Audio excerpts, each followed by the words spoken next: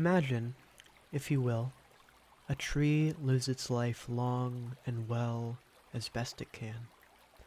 Over a river, seeing mountains and hills among its family and friends, it lives a good life. In the spring, it blossoms and greens. In the summer, the sun feeds it its fill of love and prosperity.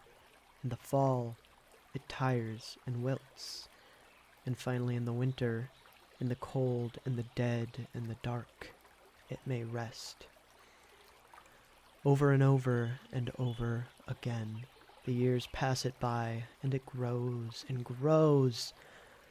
The tree lives a simple life, and the tree thrives exactly as it was meant to.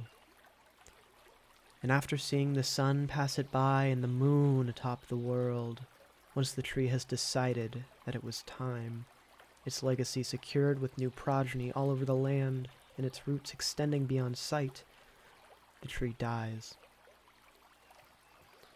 The tree dies and lies dormant for a time, before the weight of our world's natural forces cause its trunk to snap at the base, and the tree falls into the river.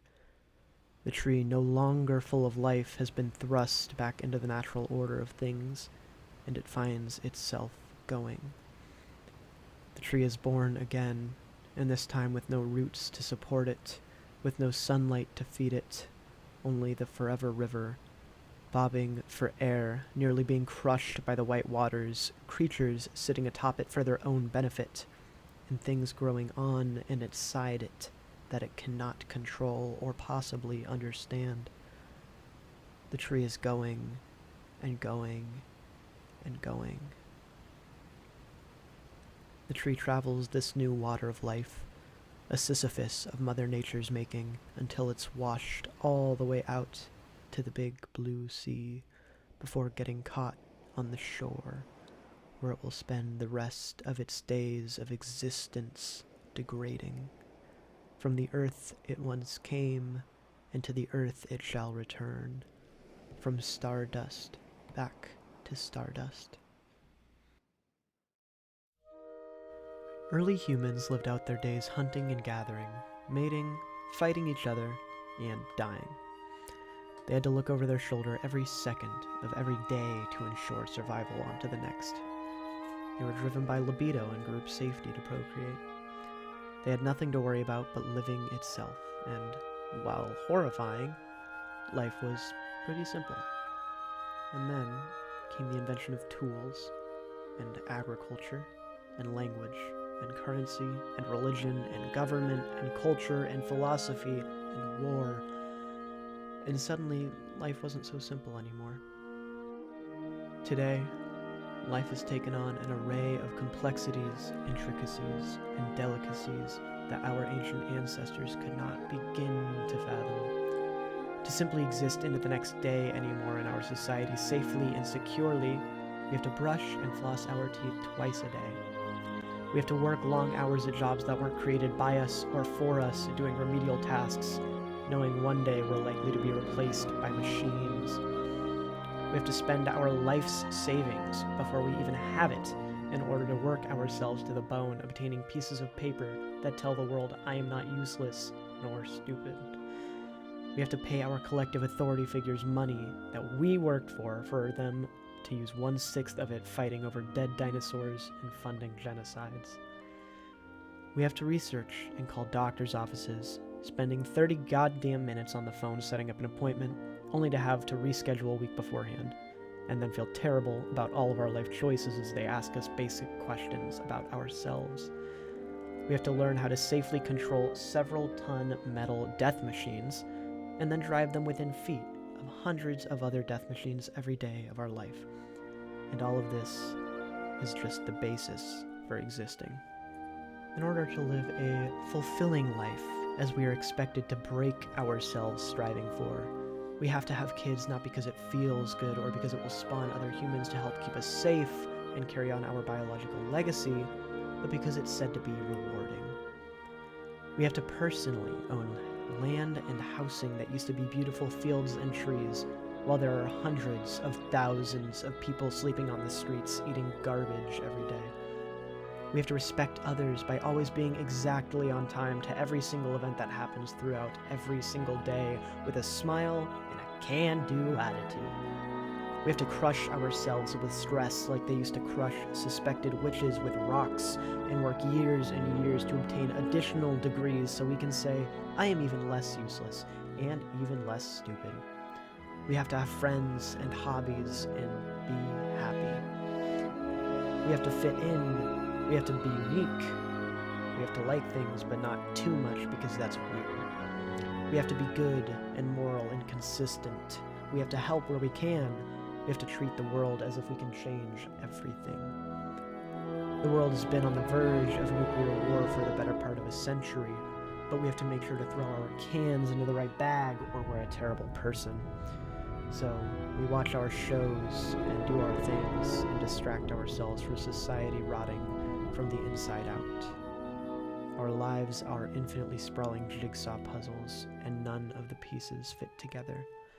And with the light shining down on us from the Father and the Son and the Holy Spirit, we are blinded, wishing for nothing more than a reprieve from the madness, wishing for a spot of shade under a large tree where we can learn what is truly right and wrong, and how we can find the knowledge and strength of how to continue in this vicious cycle of expectations and demands and stay sane, stay calm, stay hydrated, stay happy.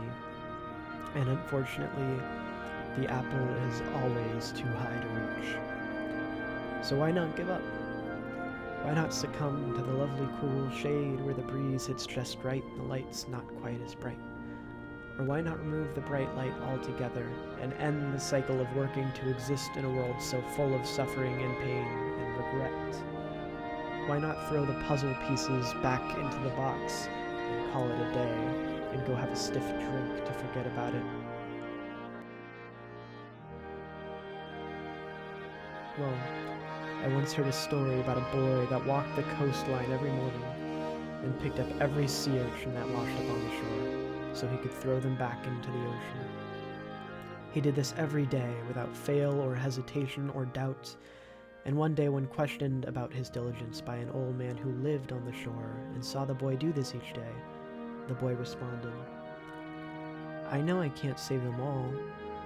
I know they'll die eventually, but to this one sea urchin," he continues as he throws the creature in his hand back to sea, "I'm making a difference. I'm giving it a kindness that nobody else will, and that's enough." And the boy kept walking and kept throwing. Because in a world where we still have to look over our shoulder to survive, and life is not simple at all, what drives humanity can't be described by mere words or our achievements, but by the intrinsic love we find for our fellow humans. While this isn't what will put us in history books or make us rich beyond imagination, this is the best part of human evolution. Because after a long day at work, when we spilled hot coffee on ourselves and got chewed out by our bitchy boss and had to file paperwork for hours, all we want to do is to go home and tell someone we love about it. We share with each other because we know that we will be seen, be found, be loved. We can commiserate. We share with each other because we know that the best things in life, the richest things, aren't supposed to come easily. And sometimes the moments that make sense happen when everything else doesn't. We can go to the moon and the stars, and we can own the universe and do everything under the sun. But at the end of the day, the real journey is the friends we made along the way.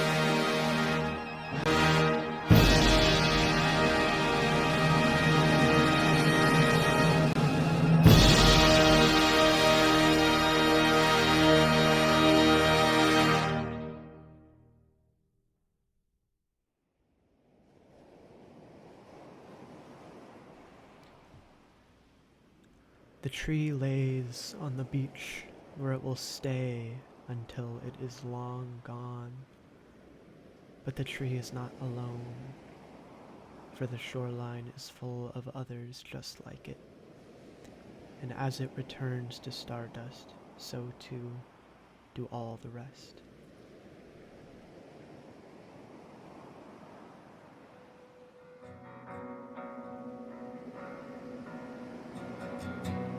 There was a time when you could read between the lines. You know they never brought you down. They never brought you down. There wasn't a box and you weren't thinking anyway. So you never brought you down. You never brought you down. And I know it's gonna be alright. Yeah, it's gonna be alright. It'll be alright, 'cause that's just life. Even if you die, it'll be alright. It's gonna be alright, it's gonna be alright. It'll be alright, 'cause that's just life. All you do is try, and